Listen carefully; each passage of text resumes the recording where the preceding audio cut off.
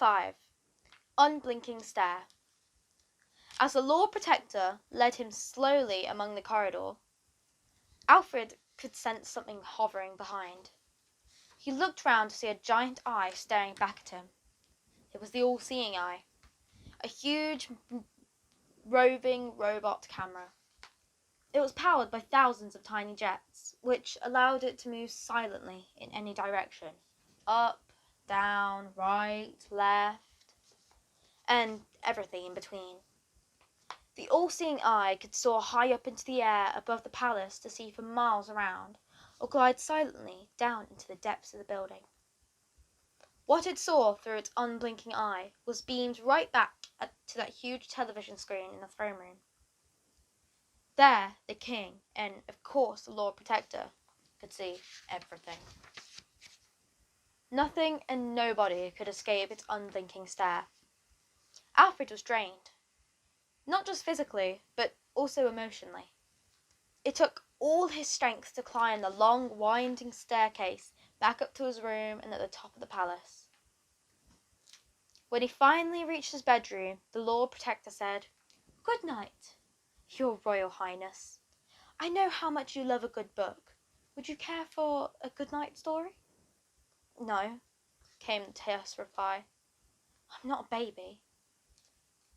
The boy's eyes were still stinging with tears. "Forgive me, sir, but you do sometimes cry like one." Alfred wanted to thump him. If only he had the strength. "Just a little joke. There's no point shedding tears over traitors. After you," purred the Lord Protector, guiding the young prince through the doorway with a little bow. Then, with the precision and speed of a close-up magician, he took the key from out of the lock on the inside. "I think it's best if I hold on to this, sir. For your own protection, of course," he said. "But I wish you good night. Sweet dreams."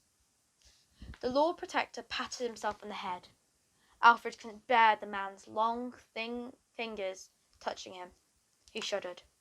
With the all-seeing eye still hovering behind, the Lord Protector shut the prince's bedroom door and locked it. Click! Alfred staggered to his bed and lay down, burying his head in the pillow. He wanted to cry until his body turned inside out, just like a baby. But, right now, tears solved nothing. Alfred had to do something. He sat up on the bed. From his window he could see that St. Paul's Cathedral was still ablaze. By morning this historic monument, an icon of London's skyline, would be a little more than charred rubble. In his heart, the boy knew that his mother couldn't be behind this terrible attack. It went against everything he knew about her, and he knew her better than anybody. She was kind and loving, the best capable he could ever imagine. The Queen was not capable of such unspeakable horror. What more? Why would she do such a thing? The revolutionaries were the sworn enemies of the royals. They wanted the royal family dead. It didn't make sense.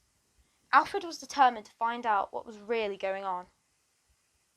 The mysterious sharp markings on the floor, the strange cuts on his father's hands, his dearest mamma being branded a traitor. It couldn't be true. Alfred was determined to prove his mother's innocence. To do that, he had to turn detective. The boy tiptoed back over to his bedroom door, peeping through the crack under it. He could see a shadow on the floor. The all-seeing eye was still hovering outside, keeping watch over him. Even if he could find a way of unlocking the door, royal guards would be here in seconds. His next stop would be the Tower of London. Instead, Alfred tiptoed over to his window. As the glory days of Buckingham Palace were long gone, in the prince's bedroom there was an infestation of woodworm, the larvae of beetles that eat through wood. There were tiny holes in his bed frame, his cupboard, and when he rolled back the stained silk rug that lay in the middle of his room, there were holes in the floorboard too. The window frames were made of wood, and the wood was rotting. Alfred ran his fingers along the hundreds of little holes in the frame. Cold air was whistling through them. That meant that even though the glass was bulletproof, there might be a way of taking the whole window out. Alfred crept over to his wardrobe. He pulled a wire coat hanger off the rail. Clank! Next, he untwisted it. Ring, ding, king.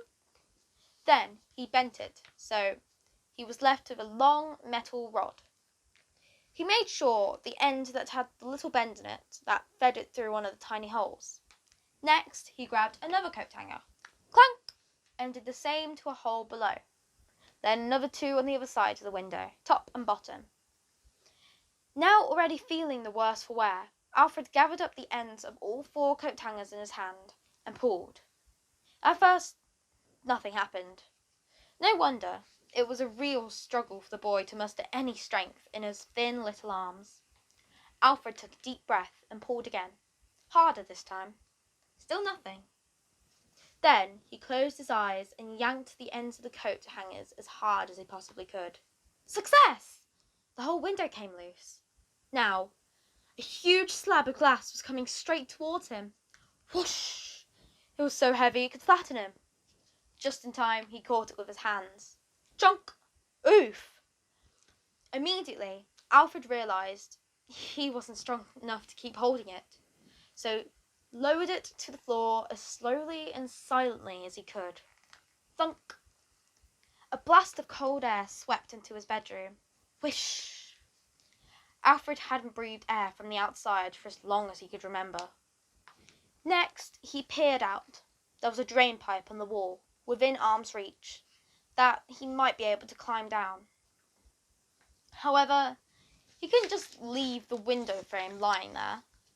A missing window on the side of Buckingham Palace would arouse suspicion.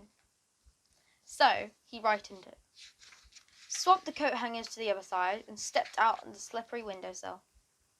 Suddenly, it dawned on Alfred that it was an awfully long way down, from the top of the palace to the bottom. If he'd lost his grip, he'd been nothing more than human jam. Human jam is considered to be the most revolting of all the jams.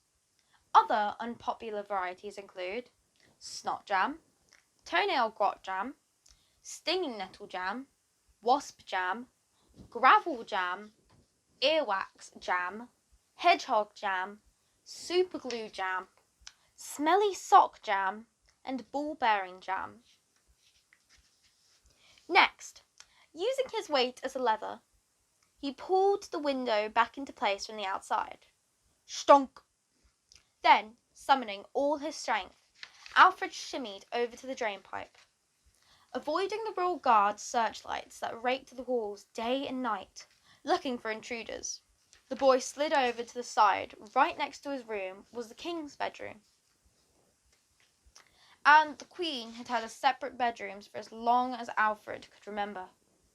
The room was vast, with a huge 4-poster bed, 2 sofas arranged around a coffee table, and a marble fireplace. From outside the window, Alfred saw his father, sitting alone at the end of his bed. The man stared straight ahead. At first, Alfred was worried that his father had glimpsed him, but no. The man was staring into space. The king rubbed the palm of his hands. That is where the strange cuts were. Just then, the door to the king's bedroom opened. Click! It was the Lord Protector. Alfred ducked out of view. Then, after a few moments, the boy lifted his head so he could peer through the window again. He could see the Lord Protector were leading his father off somewhere. But where? As the king's bedroom door closed behind them, Alfred began his slow descent down the drain pipe. The next window was the library. This was one of the largest rooms in the palace, stocked from top to bottom with antique books, all of them extraordinary, some even unique.